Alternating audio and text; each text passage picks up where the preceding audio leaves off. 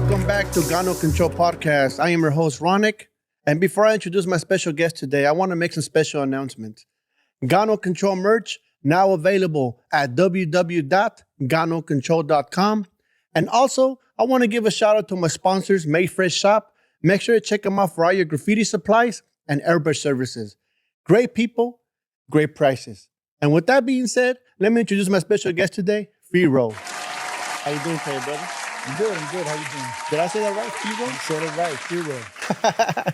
I want to start by saying thank you for stopping by and, talking a little bit about Graph with me today. Yeah, I'm glad. Very happy to be here. Thank you. For those who don't know who you are, and this is the first time hearing about you, can you kind of explain a little bit about where you're originally from and how did you jump into the graffiti world? Okay, well, I'm from Bellflower. The way I got into graffiti was way back in I'd say 1983 is when I first started writing. Okay. It wasn't the graffiti that you know of to like now. It wasn't really part of the hip hop culture per se. It was more just I hung out with a local gang. My homeboys would get up their gang and I would write my breakdancing crew. I was a breaker. Okay. So I would get up HC Breakers and I would write my breakdancing name, which was Electric. So that's how it started in 1983 for me. By 1984, I started going to junior high school. Out in Bellflower, there's really no junior high.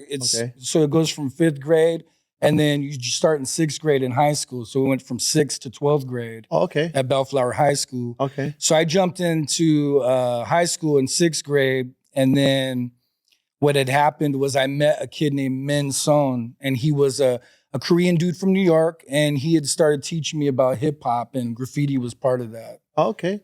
So, and AC Breakers you mentioned, right? HC Breakers. What did that stand for, the AC? That was Hosanna Chapel. If you ever went down Bellflower Boulevard, if you ever drive Bellflower Boulevard, you'll see it used to be a theater called the Noble, but now it says Hosanna on it. Okay. That's the church, Hosanna Chapel. And my first crew was actually a crew that I started was called Electric Gladiators. But we had broken up and I started hanging out with my boys from HC Breakers and the church would sponsor these kids. Oh, okay. And all the kids had to do, so they would give them a place to dance. They would provide all the music, the radios, everything. And they'd feed us and everything. All they want us to do was go to Bible study. Oh, okay. So it was a way to draw in the kids from the streets, teach them a little bit about, God and also give them a safe place to do their dancing. Definitely. So it was dope. That's great that they did that. Yeah. Also, I know that you mentioned that you were you said you were hanging out around gang members, and while they were hitting up their neighborhood, you were writing your breakdancing name. Yes. How did they take that, seeing you doing something different, something that they were not really used to seeing? I think everybody was cool with it. I mean, they were young. We were young. I was like 12 years old, and they were about 12, 13 years old too. Okay. So they dug what I did. They couldn't break dance. They would always support my dancing, and so when I started tagging it up, they were down with it. It was like, yeah, go ahead. It was all good.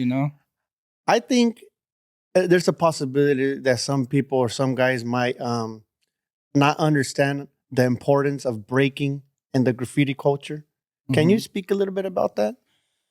Well, I came from, so there's a lot of different graffiti writers out there, and so a lot of people, I hear a lot of people saying, oh, graffiti's not a part of hip hop. But I came from a place of hip hop. Okay. That's how I came into graffiti, was through hip hop. I was taught in the early 80s that graffiti was a part of this breakdancing thing, a part of the rap culture, part of the DJs. So I entered it like that, and that's how I was schooled. Oh, okay. You know what I'm saying? So my graffiti always had a hip hop flavor to it. I would draw B-boys next to my pieces and things like that. You know what I'm saying? So, and being in Bellflower, were you the only writer, would you say, or did you have other guys that were kind of doing the breakdancing graffiti type thing, or not yet? There was a lot of breakdancers okay. in Bellflower, but I was the only graffiti artist that I knew of. And what steps did you take to pursue your graffiti? Like, were you like locally just getting up locally, or did you start branching out to different cities, or how did you go about that? So what happened was the first time I started painting was my homeboy Min Son. He had been doing graffiti in New York, but when he moved out to Bellflower, he had stopped already. He didn't want nothing to do with it. Yeah. But he would show me pictures, and I would see the pictures of the trains. Yeah. He took pictures of the subway trains and stuff. And I go, well, we're supposed to do it on walls, right? Yeah. And he's like, yeah, you know. And I was like, well, let's go do it on some walls. So we went, we got a bunch of paint, you know, racked it up at the local model shop. They had like these little tester can models. Okay. We got like about 5 or 6 of those. Yeah. And I had a 12-inch record cover of a UTFO album. Okay. And there was a song called Bust This. Bust This? Bust This. And on the front of the cover was a graffiti piece. Oh, dope. So I took the album cover down to the riverbed and I copied it on the wall. And that was my first piece, you know? Nice. Yeah, so. How did that feel, like your first piece? Like, damn, I just rocked my first piece. Especially having your mentor there. What did your mentor tell you? Oh, he helped me. Actually, I took him out I brought him out of retirement that day. But no, I mean, we did the piece, and then I was so excited about it. I drug my brother down there. I told my mom to come. Yeah. I mean, we told everybody about it, drug them down to the ditch so they could see it. I had a photograph of it for a long time, but I lost it. I wish I still had it. And what year you said this was? This was 84 when I did my first piece. And at what point did you develop your own name, Pharaoh, and leave the breakdancing name behind? Okay, so that wouldn't happen until about 86. Okay, 86. In 86, I had moved to Cerritos. Okay. And in Cerritos, I had met a graffiti writer that was going to my school. His name was Pharaoh. And he actually had a piece, and it's not Pyro from West Coast Artists. It was another Pyro, a Filipino dude that I knew. Okay. So he actually had a piece on the handball court at the junior high that we were going to. Okay. And so I was like, wow, that's you that did that? He's like, yeah. And I was like, oh man, you know, I paint too. And so me and him would start painting over there at the handball courts in Cerritos. Okay. And then what had happened was my mom got a ticket, a traffic ticket. Yeah. And we had to go to LA to handle the ticket. Okay. So we drove to Los Angeles, and when I was out there in downtown LA, I started seeing like tags and graffiti, you know, throw-ups and stuff. Yeah. And I'm like, oh shit, there's writers out here, you know? Yeah. And back then I didn't even call them writers. I didn't know what they were called. Like we didn't have the terminology yet. I just knew that they were doing what I do. You know what I mean? So I started seeing it out there, and what had happened is maybe when I came back, I started asking my homeboys, my older homeboys that knew how to drive already, that had cars, and I would give them money, take me out to LA. You know, just take me out to LA, and well, where are we gonna go? I don't know, let's just drive. I just wanna drive around and see if I could find graffiti art. Okay. You know, and we would drive around and we would see stuff and pull over here. And you know, I'd take pictures of it. And that's how I started getting more involved, and I changed my name to Pharaoh. Yeah, it was around 86. And how did that name come about? Was it just manifested? Did you see something, or did someone give it to you? So, you know what? That's a good question. I had got a copy of Subway art. Okay. And in the Subway art book, I noticed some of the names. I noticed a guy named Shame. I noticed a guy named Panic. Okay. And I thought those names were real cool because they evoked emotion. Like the emotion of, he must be feeling panic when he's painting, or shame, you know, that he's doing graffiti. And so I said, you know what? I want a name like that. And so I came up with Fear. Okay. And so I was writing Fear for many years. It wouldn't be until like the 90s when I would add the O to it. Was there a reason for the O? Was it just like out of the... The O was like a way to set myself apart from the other, because every now and then I would hear somebody's maybe writing Fear. I heard of another Fear from LA. And I was like, you know what, just to set myself apart, I'll put the O on there. Plus, I'm Italian, you know? So I was like, Pharaoh, it sounds like an Italian name. So I kind of liked the way it sounded. Dope. Yeah. And just to take a quick step back before we move forward, how was it coming up a graffiti writer and Bellflower and Cerritos area in a place where graffiti really wasn't accepted or endorsed? How was the feedback from the community, or even friends that didn't like graffiti or didn't know what it was?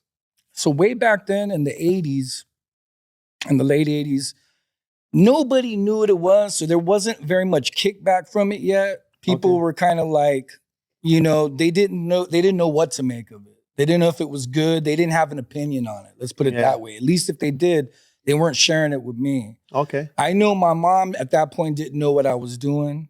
So I don't know how she was taking it. because obviously she didn't know what I was doing. When she finally did figure out what I was doing, Yeah. she was supportive because I was explaining to her that I'm an artist. You know, Okay. I'm trying to. I've always pushed my graffiti into the artistic realm. Okay. Even though I've always gotten up. It's part of it, but I've always been the artist first, I would say.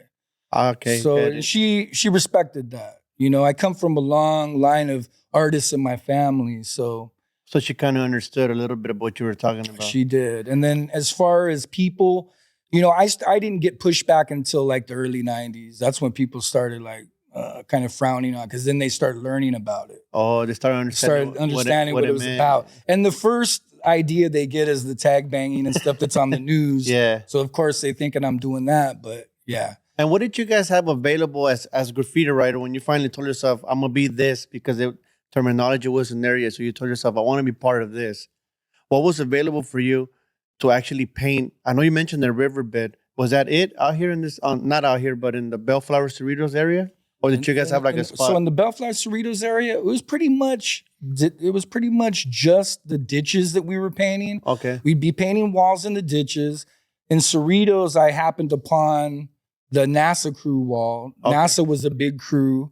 They had started probably a couple years before I did even, and they had some really nice art. So I bumped into their wall, started painting over there. And where was this wall at? And this wall was underneath the 91 freeway bridge, and it was in Cerritos off of like 183rd Street, I want to say. Also, they had their own wall out here in Cerritos. Yeah. Oh, okay. And then and so did I. I mean, I had a couple of bridges underneath the Landra Boulevard and Shoemaker. And so we had those kind of walls, and also railroad tracks. Okay. We'd always paint alongside the railroad tracks. And our pieces would stay up for years back then. Okay. Like you do a piece, could stay up for like 4 or 5 years. Nobody would go over it because there's no writers. That's not going down today. Yeah, no.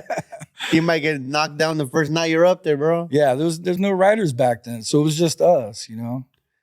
And I know you mentioned taking the trip down to LA to take pictures. A lot of people don't understand how you had to go out of your way to get these pictures to get better.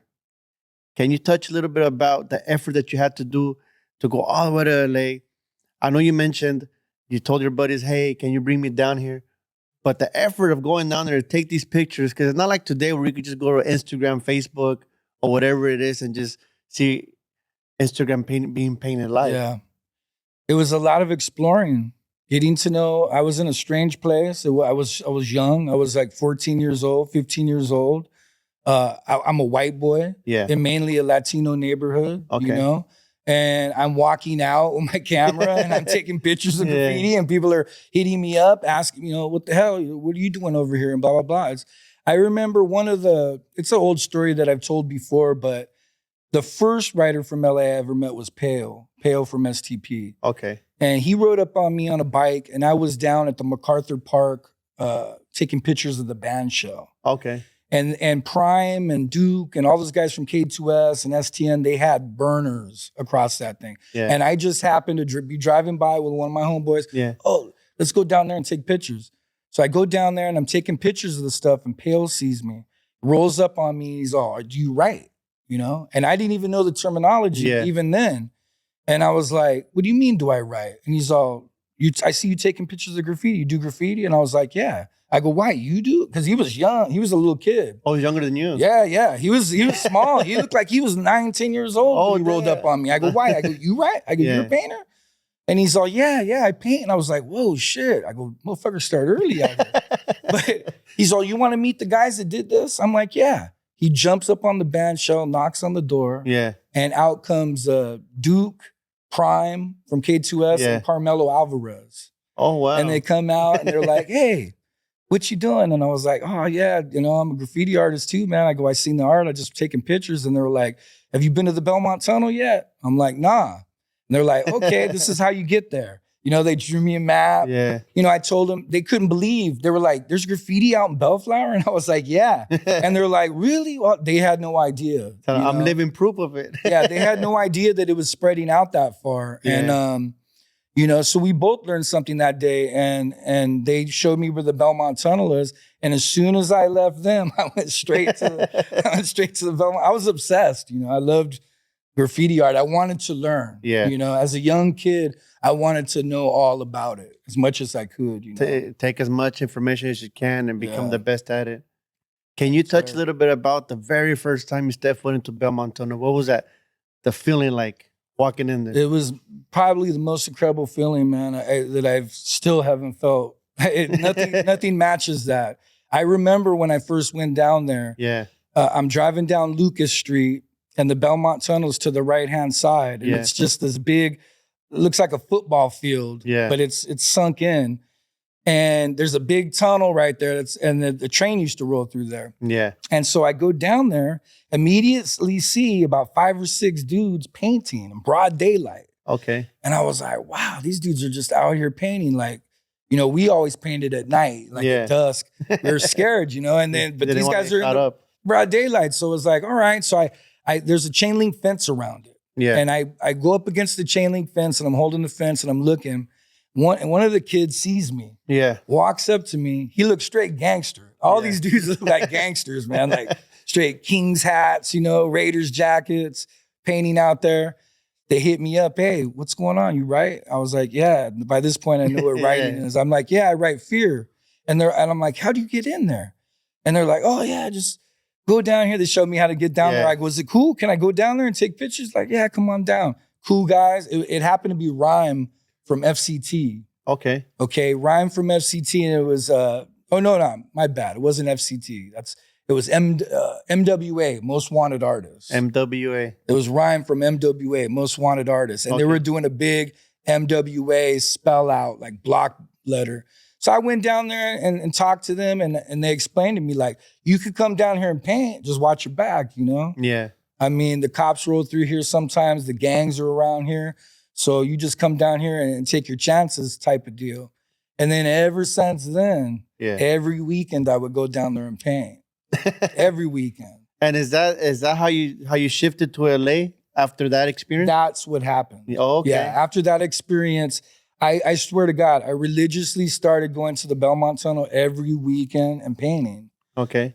And that's where I met everybody. I met all the writers that I know. Most of them that I know today, I met through Belmont Tunnel. And how are they taking it? I know you mentioned how Carmelo and Prime took it, but how are they taking it when you're like, I'm not from around here, bro. I'm from Bellflower.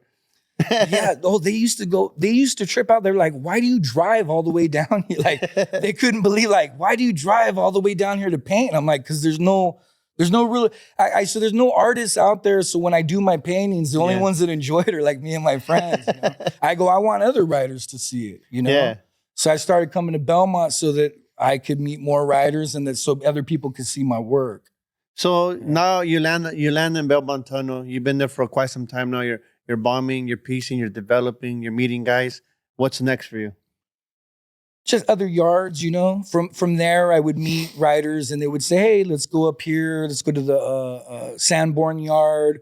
That I would go up to Sanborn Yard, which was on Sunset Boulevard. Meet more writers out there, people that don't come to Belmont. Yeah. Or then go hang out at the Panic Zone, and go hang out over at Motor National. Okay. So I just started meeting a lot of writers and meeting writers that were better than me, which was important for me because I needed to learn styles. I needed to learn the rules, you know what I'm saying? And how was it like running into a guy that you're like, damn, this guy could burn me? Was it kind of like you could learn off of him, or he kind of brushed you off like, hey, bro, I'll get at you later? That's funny. At the Belmont, you know who was there every weekend with me? Was always Dream and Green. Okay. Risky was there a lot. Slick, Tempt and Frame, they were always there. Okay. Those dudes was always there. And I started, they kind of became my mentors unofficially. Okay. Because I would see them painting every weekend and just go over there and hang out with them and talk to them and pick their brain, you know? Okay. And they were cool. They were cool with me, you know what I mean? Yeah. At first, they were like, you know, who is this guy? But then they started seeing me come every weekend. They started seeing my pieces. They were like, you know what? You're getting better, you know? Like Green, especially Green from SMD used to give me a lot of pointers and stuff. Yeah. He'd look at my photo album. I'd bring it down there. And he's like, you know what? You got some good skills. Just keep going, you know? So, yeah, I mean, everything was good. I mean, of course, you'd run into some fools that didn't want me down there, you know what I'm saying? But for the most part, I was good. So you being from Bellflower and coming across Dream, SMD, rest in peace, and Green, Mhm. did you guys at one point connect and be like, all right, we're going to take it back to our side of town, or no? I never connected with those dudes on that level because they were just older than me. I was like, I felt like a kid. Those guys already look like adults to me, you know what I'm saying? So I was never wanted to like, and I didn't have my own car at that point. Okay. I was like still hustling rides and shit. So I never got a chance to hook up with those dudes on that Okay. level.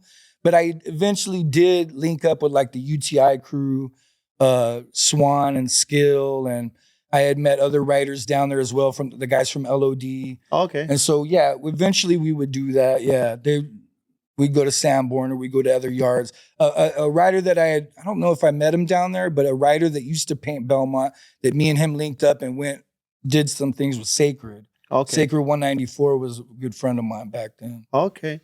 And did you have any part in bus mobbing? Like, did you hit any lines? Never. No? I missed that whole boat. Okay. Yeah. Later on, I would meet and talk to Skill, and Skill was really big on the bus mobbing. He would always tell me about bus mobbing, and I didn't do that. I would hustle rides to get to LA. Yeah, you wouldn't catch the bus. Yeah, I wouldn't catch the bus because wouldn't even know how to get down to LA, to be honest with you. Yeah, that's a far trip from Yeah. I wouldn't even know the first thing. So I was imagine like, a little kid, hey man, I'm trying to get to downtown LA as deep as possible. right. And it just seemed easier in the car that I could find more graffiti that way. Okay. It was more flexible. I could go down this street or that street. I didn't have to follow a route. You know what I mean? I know you mentioned your friend that what kind of led you the way in Bellflower, retired graffiti writer from New York. But aside of him, did you ever have bump into anybody else that was from New York, possibly active? Back then? Yeah. No, I don't believe so. No. So he was like the only one. Yeah. I bumped into Marksky early on. I think I bumped into Marksky maybe 88, 89. Okay. At Belmont Tunnel. He was painting. I don't even think he remembers us bumping into each other, but we're friends now. Okay. But he was from New York. I think he was in the Bronx too. I'm not sure, but. Okay, dope. Did you ever get to travel down there back then? Like, not back then. I have been since. Okay. Yeah, I've been there a few times. My partner, one of my partners in crime, Dove, moved out to New York back in like 2007. Okay. And so I go out there all the time to go visit him and paint. Oh, okay. Yeah. How is it down there? How did the guys take it, seeing you guys down there, like West Coast riders being down there? Is it kind of like a rivalry, or is it just all peace and love?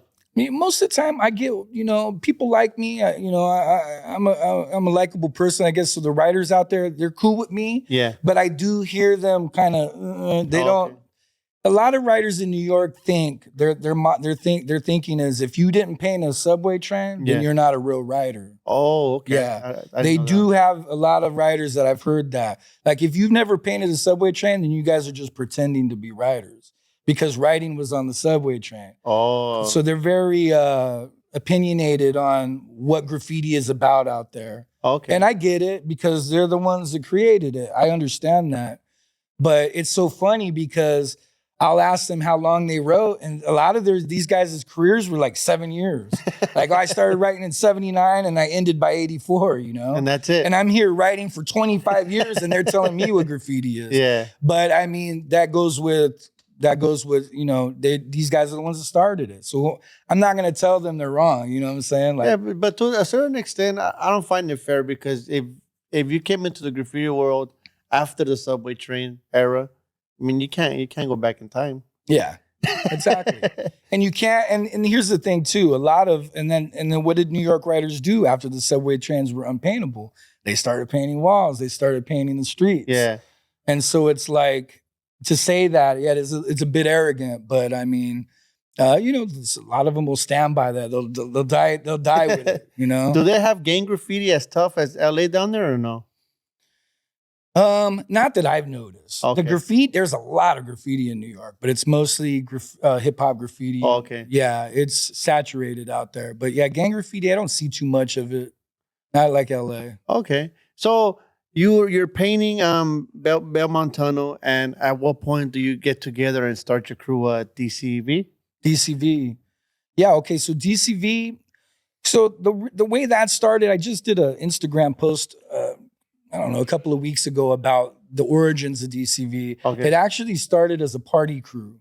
Okay. You know, like back in 80s, I would say 87, Okay. I was going to Cerritos High School and we started a little party crew and we were DJs. Like I DJ'd. Okay. There was a bunch of DJs that went to Cerritos High School. Like that's where the Beat Junkies originated from. Oh, really? Rhett Maddock went to my school. We were all friends. Okay. And we all DJ'd together. And what had happened was we had a little party crew called Def Crown Crew. And there was a couple of us that did graffiti. Okay. So like maybe about 88, maybe a year later, we're like, it just started going more towards the graffiti side of things. Okay. People were doing graffiti and I was like, well, let's change DCK into DCV because we're the villains of the crew. Okay. We're the bad guys. You know? We're the ones out doing graffiti. So let's call ourselves Def Crown Villains. Okay. And they were like, all right, word. Yeah, let's do that. So it started in 1988. And how many members would you say aside of yourself? There was 5 of us that started it. Yeah. And then you guys start the crew and does this stay in Cerritos and you're the only one coming to LA or do you start? Well, some of us were in Cerritos and some of us were in Bellflower still. Okay. Because they're real close together, you know, we're brother, right on the border. And so some of us were Bellflower, some of us were Cerritos, and we would go back and forth, you know. Okay. Yeah, we would go back and forth. And by that time, we were already going to LA too. So we were painting in Los Angeles. Dope. And you start DCV with 5 members. And you guys got the crew going. What was available for you guys as far as like to use to paint with? I mean, we painted with Krylon, you know? Okay. And we used to go rack it because you couldn't buy it. And back then it was cool. It was easy to rack because they just put it right out on the, they didn't lock it up or anything like that. Yeah, we used to go to a place called Builders Emporium. Okay. There was no Home Depot back then. It was called Builders Emporium, and we would go rack it all up. And actually, DCV is funny because we would split the crew in half. And by this time, maybe there'd be like, you know, we had 5 members, but we got like a couple more members. There'd be like 8 of us. So we'd split the team 4 and 4, and we'd see who could rack the most paint. Okay. And we'd go out in teams of 4. And then we'd meet back at the crib, pour all the paint out, and then go to Belmont Tunnel that weekend. Okay. And so we used to go to Belmont Tunnel with hefty bags full of paint. Yeah. And all the writers would be like, damn, where'd you get all that paint? And we'd be like, you know, hey, we racked it up. We're over here racking. What stores? You know, and we were like, shh, don't tell them. So, you know. How much was a can of Krylon going for around those times? I think it was like $2.99. And at that point, that would be today like what, like $7? Yeah. Oh, so it was pricey. Yeah, it was pricey. So I was like, now we got to get it because we're gonna get it. We just got it, man. I mean, because we were taught that way. We were taught you're supposed to get it. And then they would hassle you if you tried to buy paint. We were kids. Yeah. We're like 16, 17-year-old. We looked young. And so they would like card us, you know, hey, you're not allowed to have this. So we just take it, you know. I know someone asked me this question frequently when they say, does a writer have to be from a crew? Why can't they just be oneers? What is your take on that? I don't think a writer has to be in a crew. I mean, for a long time, I wasn't, you know, but that's just because I didn't know other writers. I think, here's my take on the whole crew thing. It's like, as a young writer, you start writing, you're going to get in a crew. That's cool, but make sure they got your back. Make sure they're your people. Yeah. Make sure they're your homeboys. Because as a young writer, as a toy, you're going to need that support. You're going to need that backup. Yeah. So make sure that you're with a group of good dudes, first of all. And then once you get into a crew, stay in that crew for a couple of years before you try to get into another crew. You know what I mean? It's like put some work in and show them your loyalty and shit. You know, I see like the writers today, it's just crazy because like motherfuckers are in 3, 4, 5 crews, you know? And I just often wondered, how do their crews feel about that, you know? Well, how do you go about it when one crew don't like another crew and you have to decide? That too, you know? So like and I'm sure that's happened, you know? Yeah, so it kind of gets tricky there. So I kind of wonder what's the solution there. Yeah, I don't know. I'm glad I don't have to deal with it. All the crews that I've been in were always related to each other. Like, you know, DCV and then next was BLA. And we were very close. BLA and DCV, we were already painting together, already hanging out at each other's house. Okay. So it was just a natural thing, you know. And then BLA was already connected with UTI. And so then I got into UTI. Okay. So all three of those crews was always together as homeboys, all grew up in the same neighborhoods and everything. Okay. So yeah, it was, I mean, I think if it's a natural thing like that, that's cool. That's the best you could do, And coming from a time, because when you were coming up, the internet wasn't really a thing, if I'm correct. No, there was no internet. So Yeah. so when the internet finally arrived, did that benefit you as a graffiti writer, or do you feel like it kind of took a little bit away from what you were already building? Mm. My whole thing with the internet is I'm gonna go. I would say there's positive and negative, Okay. but I'm gonna go ahead and roll with the positivity things about it. Okay. And the reason why I say that is because the communication. Alrighty. I'm a big believer that communication is extremely important. It's probably one of the main reasons why we do graffiti art. We're communicating with each other. Yeah. We're painting. We're trying to get the acknowledgement of each other. We're trying to meet each other. Yeah. We're trying to communicate. And the internet has made communication possible across the board, across the world, Yeah. And it's given me a chance to meet other people from different places, connect with them, Yeah. maybe go to their state and paint with them. And good friends are made like that, Definitely. And so I'm gonna go ahead and say it's more positive than negative. But yeah, there's definitely some negative, especially like fools that bite, Yeah. people that don't want to give respect where respect is due and they just take.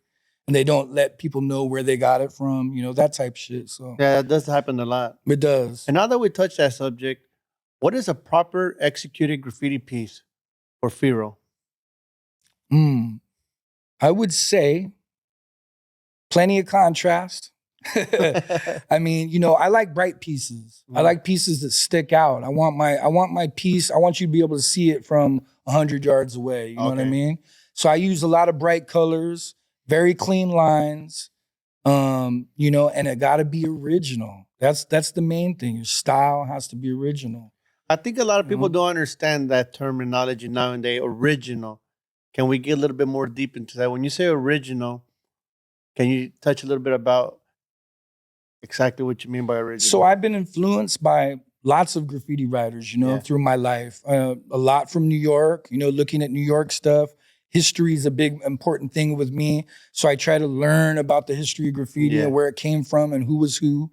So I studied the graffiti, the subway masters, seen their letters, took bits and pieces probably, Yeah. everybody has, Yeah. and then made it my own. You Mhm. know what I mean? Just by mixing the styles and just practicing a lot, you could develop your own style, You just have to want to, basically. Yeah. You know what I mean? If the want is there, then you'll be able to figure out a way to do it. A lot of people say, "Hey, Fear, you got an original style. I've never seen shit like that before. Where'd you get it from?" And I think my answer is always, I got it from everywhere. You know, Yeah. like New York, some of LA, some of this, and I just fucking did it. Made my own formula. Yeah. They say, "Oh, well, I never seen it. You can't tell that you got it from there." And I was like, "Well, that's good." That's the and point. and I'm doing my job. I was in a conversation a couple of days ago where people say that, well, not people, but some people were saying, others were not, that there should be a certain age where you get into graffiti. So like if you're 45, 35, barely get into graffiti, that kind of doesn't make no sense. What did you take on that? Well, at this day and age, a lot of writers coming in when they're later. And I think it's just a sign of the times, like when graffiti started back in those 70s, it was kids. Yeah. And now it's evolved into something that's everybody wants to be a part of. Yeah. You can make money off of it. You Yeah. could become a professional artist now through graffiti. And so I can understand why older people are starting to get involved in it because they see it as a viable form of something that they could make money off of. Income. An income, why not? I didn't get into it for those reasons. Yeah. A lot of my peers, we didn't get into it for those reasons because back then you couldn't make money off graffiti. It was impossible. Yeah. They didn't even know what it was really, But just it coming from a kid, they're like, oh, that's, you know what I mean? Yeah. They're not gonna pay for something a 14-year-old kid's doing. Because some would debate, You know? because the people that call themselves street artists, right? some people debate that they take away from the graffiti writer. One of the main reasons why is because they use the spray can as one of their main mediums. When the spray can, some would say, belong to the graffiti writer. How do you feel about street artists? It's a strange thing. I think I felt threatened by them at first. Okay. I did, because I felt they were taking jobs away from graffiti writers that had put in years of work in the streets and paid dues. And, you know, we did it all, man. We got chased by gangs and we got beat up by other writers. And I felt like these guys just come out from art school and they just swipe all these jobs up and they're using our tools and they're doing it in a style that's similar to ours as well, you know? And so at first I was threatened by it. And then I just realized that later on that it's just a part of art. It's just a part of the process of people wanting to make things bigger and larger. And these street artists were like, oh yeah, we could, you know, instead of getting up on ladders and trying and almost killing themselves, these guys had the tools. And so, I mean, they came from a business perspective and we were coming from a street perspective. And I think through street artists, we've learned a little bit too, as well. As far as like how to price the work and stuff like that. You know what I mean? And become more business minded, I guess, I would say. So, you know, they're here. I can't say, I don't do it. I'm not a street artist. And so I don't judge them, you know, but it's like, that's not what I do. You know what I mean? Like, I don't like street art. I don't look at it. I like graffiti art. You know what I mean? There's a big difference in that lettering is the main focus on graffiti art. And I think the art form of lettering is a valid art form. I think we could twist the letters in many different directions and keep accelerating that level of artistic. So I'm like, I don't look at street art that much. You know what I mean? It's just my preference. You know? Yeah, because you know a lot of guys say like, oh, those guys, you know, like take from graffiti and don't pay respect or whatnot. But you know, everybody has their own opinion. Yeah, everybody would think what they want to think. Yeah, that's true. You know, I don't know. I haven't talked to enough of those guys to see where they're at. But it would be nice if they could at least acknowledge that the graffiti writers is where they got a lot of their style from, because it's true. I mean, it is. And I know you mentioned the ups and downs as a graffiti writer. Like some people don't understand the danger you get yourself into as a graffiti writer, whether it be a gang member pressing you or another writer beating you up or whatnot. Can you touch a little bit about that, going through those emotions and those experiences? Yeah. We'll go back to Belmont Tunnel. I would spend all week trying to coax somebody into taking me to Belmont Tunnel. Yeah. Spend all week racking paint, getting paint. We'd go down to Belmont Tunnel and the headhunters would be having a meeting down there, you know? And I'm like, oh, I guess we can't paint, you know? so we'd turn right back around and go back home, you know? Yeah. And it sucked. And there was a few times where I got rolled up on by headhunters and Diamond Street, and Rockwood was down there. And a lot of the times they would come down and they would take our paint. You know, they would jack our paint or try to start shit with us, try to steal money from us. Yeah. And, you know, it was dangerous, man. That's the thing. It was a very dangerous thing. And then you'd be out on the freeway painting and the same thing. You would run into homeless. I ran into a homeless dude that tried to stick me up with a knife out on the freeway. Oh, really? Yeah. Oh, wow. So there was danger everywhere, around every corner, especially in the 80s and 90s. It was crazy. Yeah. And now that we step a little bit back to Belmont Tunnel, I know you were part of some very legendary graffiti battles down there. Is that something you're okay with talking about? Sure. I know you were. I got no filter at this age. I know you were part of a battle, if I'm not mistaken, when a NASA crew. NASA crew, yeah. Can you touch a little bit about how that came along and the outcome of it? Sure. Well, when I moved to Cerritos, which was back in 80, when did I move in there? It was probably like 87. Okay. Like I said, I ran into their yard and I painted down there. And for me, it was just, hello. Yeah. I just wanted to meet them. Yeah. I thought they had dope styles. And they wound up crossing my name out, you know? And I was like, what the hell? Like, why'd they cross me out? Yeah. I had no idea. So I went back out there and I went back over them. Mm-hmm. And I did my stuff. And then it wasn't until maybe a little while, maybe 8, 9 months later, I had met some writers that knew them. Okay. And I said, hey, man, like, why did those dudes cross us out? Oh, they think they're better than you. You know, they're just trying to go over you. They don't like you painting on their wall. So it started out as a place of that, of where they were, I'm not sure if they thought I was trying to diss them. Okay. But they were going over me. And so I wouldn't put up with it. Even though they were better than me, Yeah. I was like, fuck that. I'm gonna go back over you guys. You held your ground. Yeah, I'm not gonna let nobody like go over me, you know? Yeah. And so that's where the beef started. Okay. Fast forward, Frame has an art show at the photography center. I think that was in '88. Was that the West Coast, the Graffiti Expo? It was a graffiti expo. Okay. Yeah. And so I'm there and NASA Crew's there. And we just, boom. That was like our first time we were face to face. Yeah. It was like, yo, man, fuck, you know, we thought we was gonna fight right there. Was and it like F you? Oh, yeah, yeah. Okay. It was like we was getting ready to throw down, and I don't know who broke it up. I think it might have been Frame. Oh, hell no, you guys ain't doing this here. Yeah. Blah, blah, blah. So we said, well, let's get together, let's battle. Let's do a battle. They challenged us. Okay. And I was like, okay, cool, we accept. Let's do it at Belmont. Yeah. And so we battled at Belmont Tunnel. Crazy thing about that whole battle was they told me a date. I showed up at that date and they had already went. They went the weekend before. And did their piece. And did their pieces. Now they say they told me that date. Yeah. I remember it being this date. Yeah. I go the date I'm supposed to go and they had already done their burner against us. So I said, well, fuck it. We're still doing our shit. Yeah. You know? So we broke out our cans and we painted.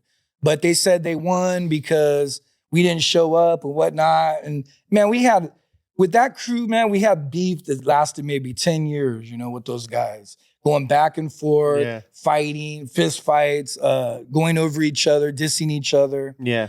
And now I'm cool with them. And it's, you know, we were kids back then, you know what I'm saying? It's like, it was just, I chalk it up to ego. Like our egos were out of control and we were just like on some ego shit. Now as older cats, we're still here. DCV's still here. NASA's still here.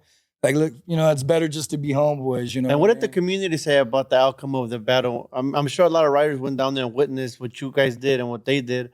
What were they saying? Who were they giving it to? I think they won. Okay. I think they won. I mean, in my opinion, their burner was a little bit more complex than ours. Now, saying that, I did see that there was a couple of non-NASAs on that wall. There's like some guys from LOD were painting with them. So they had a bit of help, but I'll give it to them. You know, I never thought that we were better than them. Okay. I just wouldn't be stepped on. You know what I mean? I held my ground. I held my ground and I came with the best I could. Our burner was dope. What did you guys do on there? Shit, I did a big giant character. I did a big old character of like this crazy alien dude, like, and instead of a head, he had like a pitcher and he was pouring out a cup of knowledge. he was pouring out a couple and it was crazy, man. I was on some other shit back then, but he was pouring out a cup of knowledge and offering it to the NASA crew, you know, and I remember it was just two of us too. It was just me and Crushy. Okay. Just me and Crushy. And then versus like 5 or 6 of those dudes. Oh, you know? damn. So it was just two of you guys holding it was down. Just 2 of us, yeah. We did 2 pieces. I did a Fear, he did a Crushy, and I did a big character in the middle. I think it's a really beautiful thing that after everything that was said and done, that you guys were able to come to a conclusion and be like, hey, man, let's just put that behind us. Yeah. It took some time. Yeah. But it came, you know. But I never got to nothing like extremely out of control, right? Or like, nah, not too bad. You know, NASA Crew's hip hop. Those guys were into it for the same reason that we were. Yeah. We should have been friends all along. It would have been a powerful union, like DCV and NASA together. Would have been. We would have been one of the best, but we were fighting each other instead of, you know. And so I looked at it always as a missed opportunity. We could have probably handled a lot more stuff together, you know. But it's cool. I mean, like I said, I still talk to Just. I see him. I'll bump into Just. I'll bump into Rich. All those dudes, we're all cool. You know what I'm saying? That's even one of my arch enemies, Whitey, he used to hate me, man. Me and that motherfucker almost went heads up so many damn times. Yeah. And last time I seen him was at a rap concert, and Eric B and Rakim were playing. And he turns around and I'm sitting right behind his ass. And he's all, Fear? And I say, yeah. And he passes me the blunt. I was like, dope. I'm like, I'm here with my fucking enemy, you know, like. I know off camera you also mentioned the DE situation. How did that come about? Oh, DE. Yeah. So DE was a crew that used to hang out with NASA, and some of those guys were trying to get into the NASA crew. Oh, okay. Some of them pieced. Some of them were pretty good too. And some of them actually did get into NASA. I believe it was Akil, which wrote I-5. Okay. He was in DE. And a guy named Halo, I want to say. Halo? Okay. Yeah. And so they started dissing our pieces because they were trying to get good with NASA. Okay. And they figured if they dissed DCV, that would make them more... Up in the rank. There you go. So they started shit with us first, crossing us out. We was like, all right, motherfucker, you guys want to go there? We were much better at painting than they were. Okay. And then they challenged us to a battle at the Huntington Beach walls. Yeah. And we went down there and we burned them, you know. I just recently posted something about the Huntington Beach walls, a piece of dream. How a lot of people didn't know about the Huntington Beach walls. How it was a thing for a while and then they just canceled it. Yeah. You know, I was one of the first guys. I was like one of the guys that helped Nada Oslin. Nada Oslin was the art director of the Huntington Beach Art Museum down there on Main Street. Oh, so she's the one that opened the door for those walls. She would go down there and she would facilitate between us and the city. Okay. Because she was like, what are you guys doing? And what are you guys trying to do? And I was like, we're just trying to do art, you know? And I had met her and she's all, well, they're thinking you guys are gangs. And so I'm going to let them know that you're not. And I was like, I appreciate that because this ain't coming from a gang thing. This is like graffiti art. And so she was the one that came up with the permit system and with our help. Yeah. It was DCV crew. NASA was down there, but they were bombing illegally at night down there. We were going in broad daylight like crazy motherfuckers. And so that's how we met her. And what year would you say the Huntington Beach walls were available? Like 1990? I'm going to say 91 was when I painted there first. And the first piece was a NASA piece. They had done it at night. And then I came down there with a crew called VOB, Visions of Brotherhood, and we were DCV. And they invited us to come and we started painting in the broad daylight and we're getting no flack. The who do you call them? The guys that work down there? The lifeguards. Yeah, the lifeguards. The lifeguards, they weren't tripping. They were like, oh, this shit's beautiful. Yeah. You know, it's great. You know, they loved it. Most of the people that came down there loved it. What happened was when the word started getting around and more writers started coming from LA, the LA writers would come down and bomb everything. They'd bomb the trash cans, all the walls. And then that's when we started getting kickback from it. Then the city didn't want it no more. They're like, what's all this graffiti, you know? We just like the pieces. They just wanted the art. Yeah. Yeah. Man, that sucks. I hope to one day, if I could do anything to help to bring it back, I think it would be dope. That would be fresh. You know what's funny is I went down there like a year ago and the paint was peeling off because they had rolled they whitewashed it. Yeah. But shit was peeling off and you could see the pieces underneath it. Oh, wow. They were starting to come through. And what part of Huntington Beach was this at? This was in between 17th Street. Yeah, 17th and like, I want to say all the way to the pier. Nice. Yeah. Because some guys were telling me that the cops would just be out there just like messing with guys painting down there, like for no reason. Well, they would. They arrested me. And I had a permit, but I didn't have it on me. Oh, you were supposed to wear the permit. Yeah. And because I didn't have the damn thing, I left it at home. They arrested me and I went to the Huntington Beach holding cells. And you got a ticket and all that. I got a ticket. Yeah. Man, we need more things like that out here, man. Bring more positivity than negativity to it. I think so, you know. A question that I like to ask, brother. When we're all gone, when I'm gone and you're gone, what do you want the graffiti world to know Pharaoh for? Being a good man, you know? That's the most important to me. Definitely. Just know that I'm a good man, you know?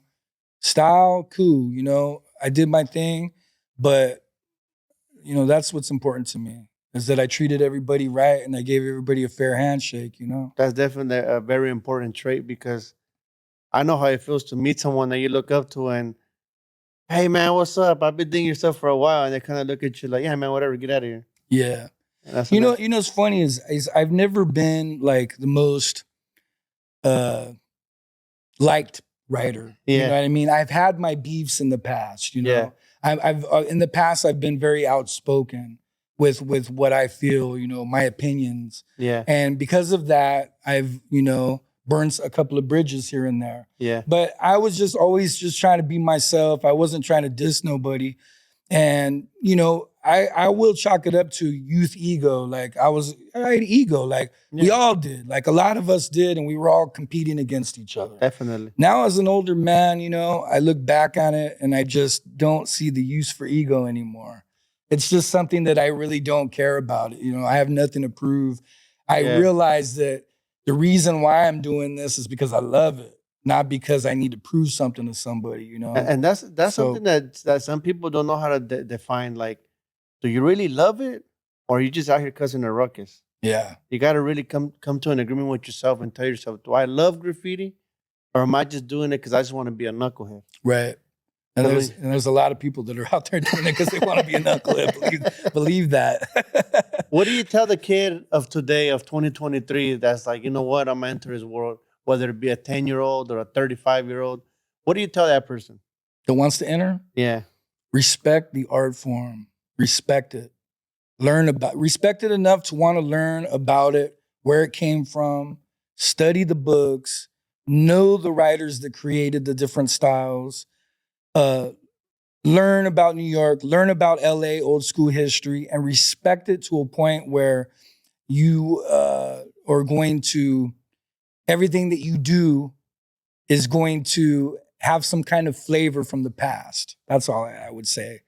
It's got to come from a place of respect and love. You know what I mean? Because if not, because like you said, there's a lot of writers, they don't know where this shit came from. Yeah. They just see it and they just want to emulate it and do it, and there's no respect involved. So they're going over pieces, man. They're going over old school legends. They're going over people that died. Yeah. And it's a sad thing. It's the art form it's kind of like rap. Like rap music.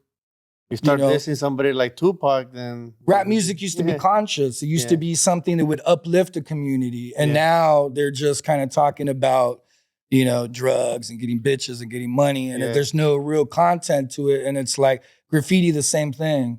There's no tangible, we used to do it to communicate. We used to do it to uplift our community. We used to do it to spread the word of hip hop. Yeah. And now motherfuckers just doing it just to get their name up and fucking, for no reason at all, really, Yeah, because I see some guys starting and right away they want to just start causing beef and slashing people and because they think that that's what it's all about. They think that's what you're supposed to do. But in our reality isn't. No. So I hope someone learns from that.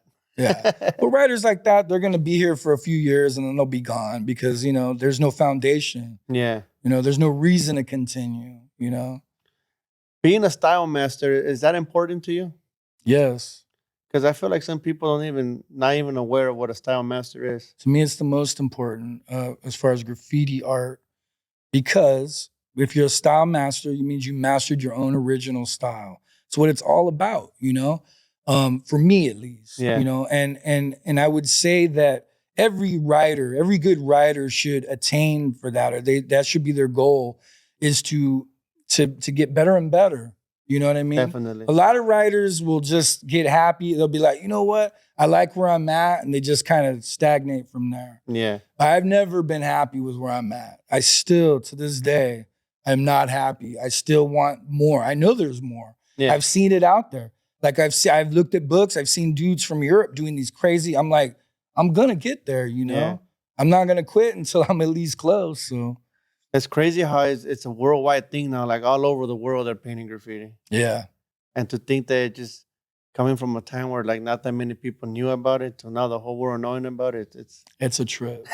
It's a trip, especially for someone like me that was there right when it started. Yeah. It's such a trip. It's so it's moved so into a direction where nobody knew what it was. Nobody had it was a mystery. So then people started seeing, they had an idea of what it might be and they didn't like it. Yeah. And they wanted to put it down and stop it. To now where it's a worldwide thing, like you said, and people want it. And they want it so bad they're paying people crazy amounts of money to do it. You know? Yeah, that's a crazy feeling. Yeah. Before we get out of here, brother, I got one last question for you. Is there a memory or something that's always gonna be like that stands out for you throughout your whole graffiti journey that you could share with us? A memory that stands out to me? Something Oh, that you God. kind of go back and be like, damn, crazy.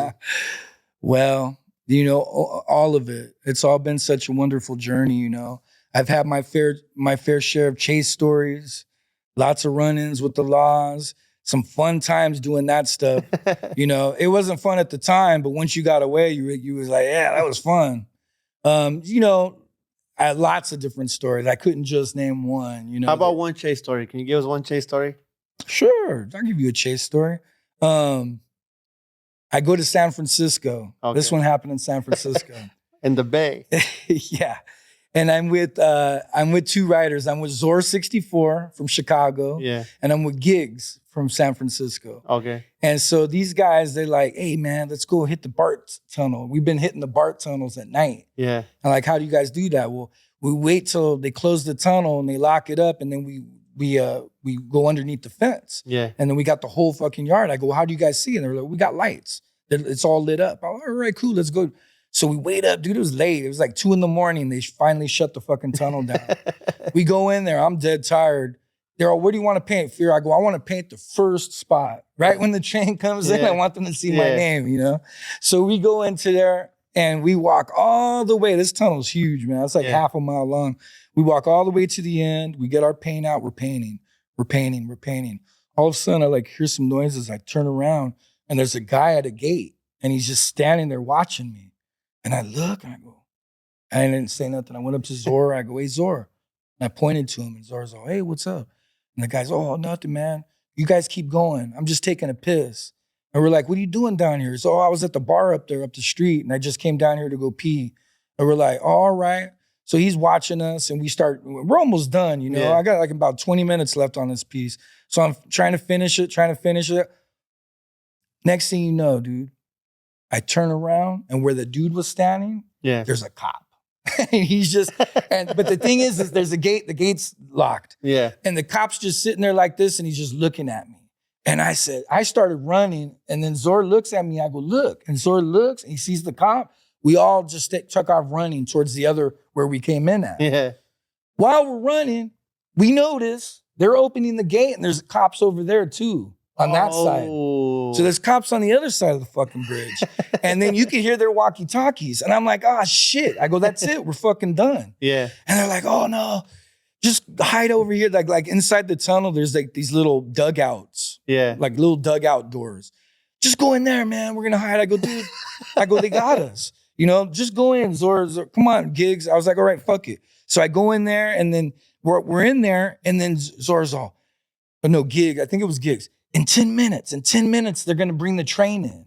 And when the train comes in, we'll split. Yeah. I'm like, motherfucker, they ain't going to bring the train in. I go, the cops are coming right now. They're going to get us first. Yeah. And so I didn't believe it. Dude, I heard all kinds of noise. I didn't see any of the cops coming yet. And I'm sitting there and sure enough, dude, those motherfuckers started bringing the train into the tunnel because you could hear it. Yeah. And we're in the dugout and we're trying to, there's like a little thin slice of shadow. Yeah. We're all trying to fit in the shadow, right? Anyways, the motherfucking train pulls up. Yeah. I'm afraid to look. I look and the train's filled with cops. There's like 20 cops inside that train and it just stops right there and they all started coming out.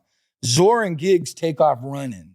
They run past the motherfucking train and they start running. I go, I'm not going to run. I go, these motherfuckers already got us. Yeah. I'm not going to run, dude. Then they're going to add another charge to my shit. Yeah. So I go, I'm not going to run. So I came out all cool with my backpack and 2 of the cops circled the front of the train and they look at me and they go, come here, motherfucker, like that. And it scared me. I go, these fools are going to beat me up right here in the tunnel. Yeah. So I took off running. Ran, dude. Didn't even look back. Just run. Ran for about, it seemed like 5 minutes, but it was probably like 30 seconds. Yeah. I run out of the tunnel and there's cop cars everywhere, just like cockroaches, just spread out throughout. And I just ran right through them. There was not one cop that stayed back in the car. All those fucking dum-dums went onto the train and came in to get us. And they left nobody outside. So we just ran. I just ran through the cars. Yeah. And I disappeared in the city. And I was like, dude, what happened to Zoran Giggs? So these motherfuckers it was texting me. Okay. Because we didn't even have cell phones back then. So these fools are texting me. I get to a phone, I call them back. I'm like, they were paging you. They're paging me. Yeah. They're paging me. And so and I go, hey man, I don't know where the fuck I'm at. They're all, what street are you on? I'm on 6th and 4th. They go, hail a cab and get down to 17th Street. We're over here at 17th. Like, I took a cab. Hey, can you get me to 7th Street? We got away, man, all three of us. All those cops were just 3 guys? 20 cop cars in a car. They had us from both ends. I mean, you know what I'm saying? Yeah. So that was the last time. That was my last time I ever got chased. What year was that? That was probably, 95, 96. Oh, so it's been some time now, huh? Yeah, it's been some time. Man, I want to thank you for stopping by, man, and giving me a little bit of your time to talk about Graph. And before we get out here, brother, do you want to give a shout out to anybody? Man, I'll give a shout to my kids, Levi, Logan, Sosi, Sora, my wife, Jenny. You know, I love you guys. You know, all my writing partners out there, all my graffiti crews, you guys know who you are. I love you, you know. And with that being said, I'm going to make sure to like and subscribe. Also, make sure to check out the merch. It's now available, gotnocontrol.com. And I'm out. Till next time. Peace.